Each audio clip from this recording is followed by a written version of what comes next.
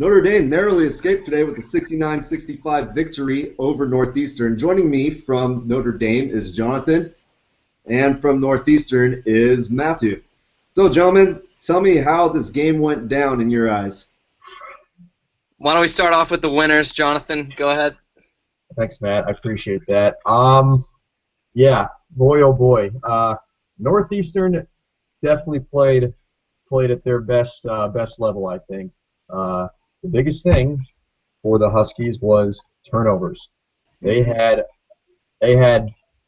numerous turnovers. I think the final count was 14, 15, and 16. And Notre Dame scored 17 points off of those Husky turnovers. That was huge in the long run. The Irish really took advantage of that. On the other hand, Notre Dame turned the ball over 5 times, and the Huskies had 0 points off those turnovers.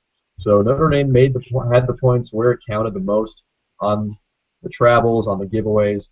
But credit to the Huskies. Scott Etherton, in our write-up, Matt mentioned that he was definitely the catalyst, the go-to factor for this Northeastern team, and he was. Even playing with 4 fouls the rest of that second half was still in beast mode, going up from huge rebounds, big dunks, playing low inside up against Notre Dame's big man Zach August. And David Walker, apparently he had been on fire. I apologize for not knowing that. I had just been paying attention and doing so much research on Scott Etherton. I didn't even check David Walker's numbers, and he had, as Matt told me previously, a really good run in his past 10 or 11 games. And he had a very good first half, kind of cooled off a little bit in the second, but really had some shots when they counted. In the end, Northeastern had that last possession down 67-65, and they just couldn't get it done. They had a man open in the near side corner, and Quincy, I think it was that Quincy Ford that had the ball. Yeah, I think Zach Stahl came off a screen, and he was open for sure. That was tough. And that was a really tough break. In my eyes, the Huskies deserved to win it just as much as Notre Dame did there in the end. I mean, yeah, to start us off, we were talking earlier in the week, and I was pretty much saying Northeastern had no chance, but, they played better than I could have even expected. I thought they were phenomenal. But, yeah, you mentioned the turnovers. That's normally the formula for a team to upset a higher seed is to take care of the basketball and hit 3-pointers. The Huskies didn't even do that, and they still only lost by 4. So it astounds me that they played that well. They shot, I think, 27% from 3 and had 16 turnovers. Normally when a 14 seed does that, they're not even going to be close. But they really dominated in the inside. You saw in the early going when Zach August had 2 fouls really early on, and that just let the senior bigs for Northeastern, Reggie Spencer and Scott Etherton, really just pound the ball inside, and that really helped them stay in the game in the early going. And then, yeah, like you said, David Walker was huge down the stretch. He had a couple clutch threes, I think, towards the end to keep them in it. Past 10 or 11 games, he's really stepped up as probably maybe the Huskies' best player. He's been good for sure.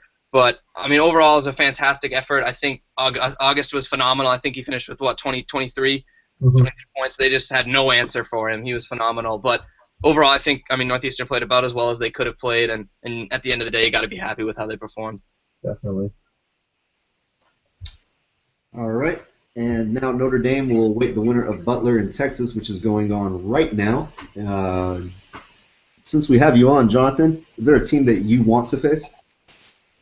I'd rather go up against Butler. Butler doesn't have a true big guy like a Scott Etherton that's going to eat them up down low. They'd have to contain Roosevelt Jones, but he kind of comes off as a guy that's more like Bonzi Colson's size, 6'4", 6'5", can do really good things and be really athletic with the basketball. But Notre Dame just matches up better with Butler overall, the way they'll play their defense. Today against Northeastern, I thought the Irish were chasing the Huskies around all over the court. Northeastern was moving the ball very well, and at one point they had matched the Irish for assists early on in that first half. It was 13 for Notre Dame, 11 for the Huskies. So despite all those turnovers, Northeastern had been very productive with their ball movement. And I want to point out a couple more numbers real quick in this game while we're still, before we get on with Butler and Texas. That points in the paint, Notre Dame had 42, Northeastern had 42. That is something that we didn't predict at all in this early write-up and early, debate before the tournament started. We thought the long ball was going to be a huge factor. Notre Dame went 2 of 6, and Northeastern, they shot for the game total 3 of 7. So it was really not what we were expecting for this whole game. But you can't ask for anything more than a win. much I guess more than a beatdown, but it wasn't going to be that today. Right. And the 4 blocks that Notre Dame had to Northeastern 0, also critical. Definitely. Absolutely. Austin Torres coming off the bench there in that early first half. Scott Etherton had a wide open dunk. Torres comes in with a big block, and then in transition gets a layup right under the basket. So the few minutes he played were definitely big. And again, those turnovers. Steve Vistoria for the Irish, the baby-faced assassin, matched a career high with 4 steals. So there you go. He can shoot as an assassin, and then he can just play good defense as well. So as poor as the ending was, there were definitely some good things going on for Notre Dame in the end. And Jonathan and I were actually texting back and forth in the game, and I said at the very end, maybe that game lights a fire under them, and maybe Notre Dame they're not complacent anymore. Maybe they got their hairs up a little bit, so maybe that'll help them moving forward. There's always a lot of wires and just gears going off before a March game. So you got to imagine that maybe the higher seeded team is just the Notre Dame having this pressure of, we can't get beat early, we can't get thrown out early again. We've got to take care of the basketball, and they did. And I was talking to Anthony about this before the show started, that the last 4 or 5 minutes, Notre Dame slowed down the pace of play immensely.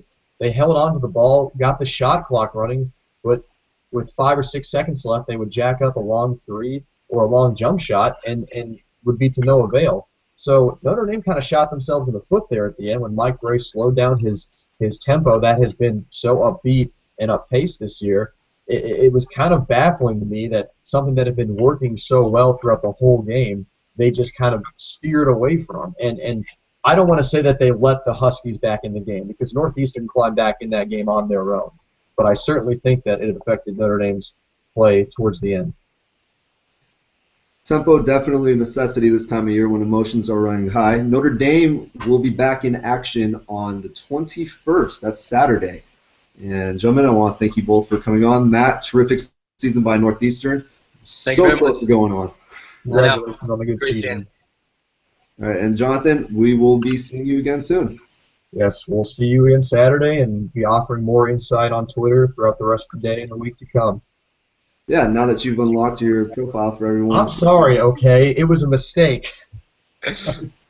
All right, and to follow along with the tournament and get all scores in your calendar, make sure to check out Spot On at spoton.it. All right, we keep March Madness pushing.